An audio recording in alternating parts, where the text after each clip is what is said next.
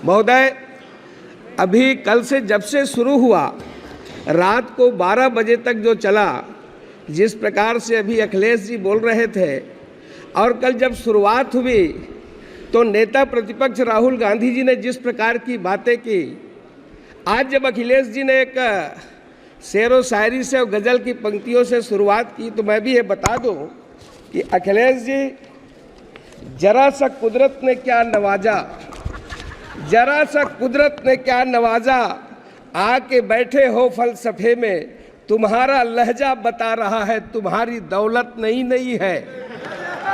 और जितने भी यहाँ बहुत लोग बैठे हैं, ये सब उसी प्रकार की बात कर रहे हैं।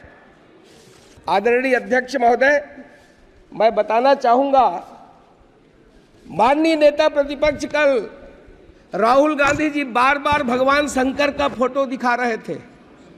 वो भगवान भोलेनाथ है, भगवान शंकर है, ये आपकी फितरत में है।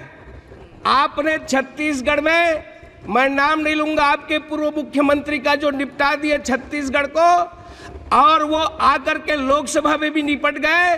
वो महादेव जी के नाम से सट्टा चला रहे थे, जिसे छत्तीसगढ़ की जनता ने निपटा दिया।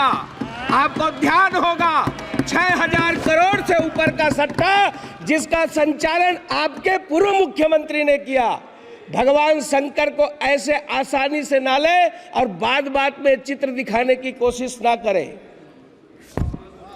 राहुल गांधी जी, आपने जो शुरुआत की है, आपने जो जिस प्रकार से हिंदुत्व को लेकर के, हिंदू को लेकर के और भारतीय जनता पार्टी के लोगों को जो आपने जो हिंसक कहा है, मैं आपसे कुछ प्रश्न पूछना चाहता हूं और मैं माननीय अध्यक्ष महोदय जी के सामने इस सदन में रखना चाहता हूं। क्या हिंदू हिंसक हो रहा है? भाजपा हिंसा की बात करती है।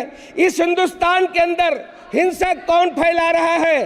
कितना हिंसक हिंदू समाज हुआ है, कितना हिंसक ये तथाकथित शांतिप्रिय समाज है, ये पूरा भारत जानता है। क्या कर्नाटक में प्रवीण नेतारू की हत्या हिंदू समाज की भीड़ ने की थी? क्या राजस्थान के अंदर वो कन्हैयालाल टेलर की हत्या गला रेत करके क्या हिंदू समाज ने की थी? क्या हिंदू समाज है जो अलग अलग जगह पर हंगामा खड़ा कर रहा है? जिस तरीके से घटनाएं पूरे हिंदुस्तान के अंदर हो रही है। राहुल गांधी जी, आपने जो सवाल किया है, जम्मू कश्मीर में बम विस्फोट करने वाला किस समाज का है? जम्मू कश्मीर में हमला करने वाले वो किस समाज से आते हैं? समाज के अंदर चिल्ला चिल्ला करके ये जिंदाबाद के नारा लगाने वाले ये किस समाज के हैं? संसद के अंदर आपने शुरुआत की है, संसद के अंदर चिल्ला चिल्ला करके आपने जिस प्रकार की बातें की है, यहाँ की परंपराओं को तोड़ने की कोशिश की गई है, मर्यादा को तार तार करने की कोशिश की गई है, किंतु हमारी ये उच्च परंपरा रही है, इसमें आप सफल नहीं हो पाएंगे। राहुल गांधी जी, ये संसदीय पाठ क्या पढ़ा है? आज आपने जिस प्रकार से हिंदुत्व का अपमान किया है, आपने जिस प्रकार से ये कल जो शुरुआत की है, और आपके ही पार्टी के एक उत्तर प्रदेश के सांसद ने जो कहा है, उन्होंने छत्तीसगढ़ की बात की है। इमरान मसूद छत्तीसगढ़ में मॉब लिंचिंग की बात कही है। मैं सदन के सामने बताना चाहता हूं, वो क्या काम करने के लिए गए थे आपको मालूम है छत्तीसगढ़ में? और कैसे रात के अंधेरे में वो नदी में कूद गए? आप ये फालतू बात ना करें। छत्तीसगढ़ के साजा के अंदर जिस प्रकार की मॉब लिंचिंग पूर्व मुख्यमंत्री के समय हुई है, आप उसकी बात को बताएं।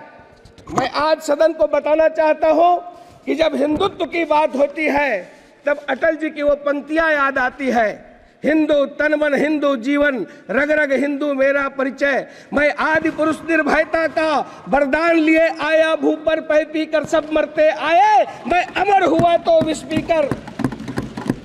मुझको मानव में भेद नहीं, मेरा अंतर स्थल है विशाल, जग के ठुकराए लोगों को लो मेरे घर का खुला द्वार, अपना सब कुछ हूँ लुटा चुका, फिर भी अक्षय है धनागार, मेरा हीरा पाकर ज्योतित परकियों का वह राज मुकुट, यदि इन चरणों पर झुक जाए कल वह किरीट तो क्या विस्मय, हिंदू तन मन हिंदू जीवन, रग रग हिंदू मेरा परिचय, यानी ये हिंदू हिंदुस्तान का परिचय है।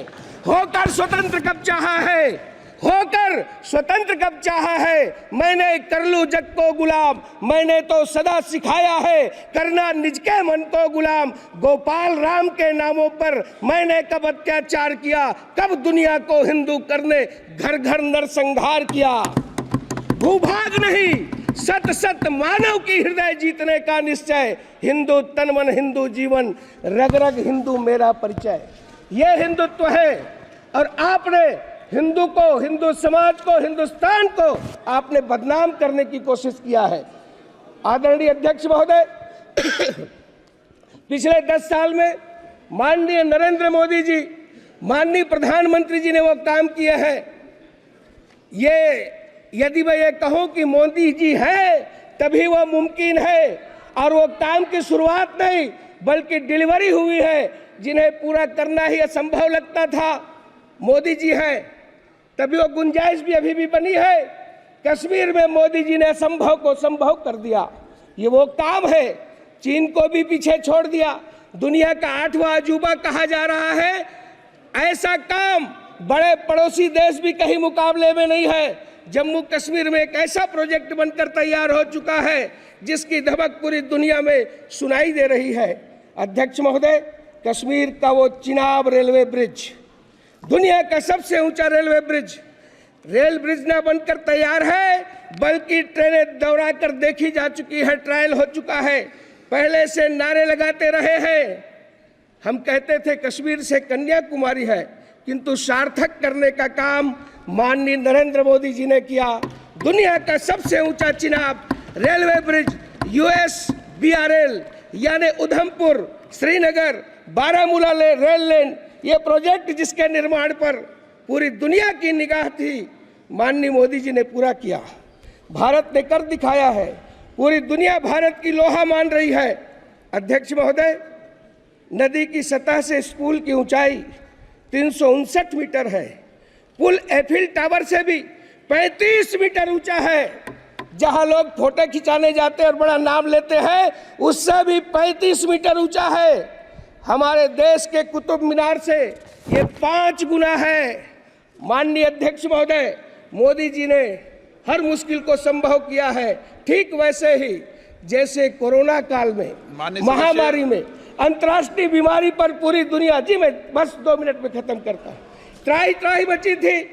विदेश के लोग कहते थे कि भारत में इतनी बड़ी आबादी है, क्या होगा, किंतु इस कोरोना के तूफान से भी राष्ट्र की कश्ती को सुरक्षित बाहर निकालने का काम यदि किसी ने किया तो वह है इस देश के प्रधानमंत्री नरेंद्र मोदी जी। कोविशील्ड, कोवैक्सीन का निर्माण ही नहीं कराया, संसाधन मुहैया कराए, लैब के वैज्ञानिकों को प्रोत्साहित देते रहे। देश में 300 करोड़ से अधिक डोज लोगों को वैक्सीन मुहैया कराया। इतना ही नहीं, दुनिया के देशों को भी सब प्रकार की उन्होंने सुविधाएं दी। इस पीरियड में आत्मनिर्भर भारत के मंत्र को नहीं छोड़ा।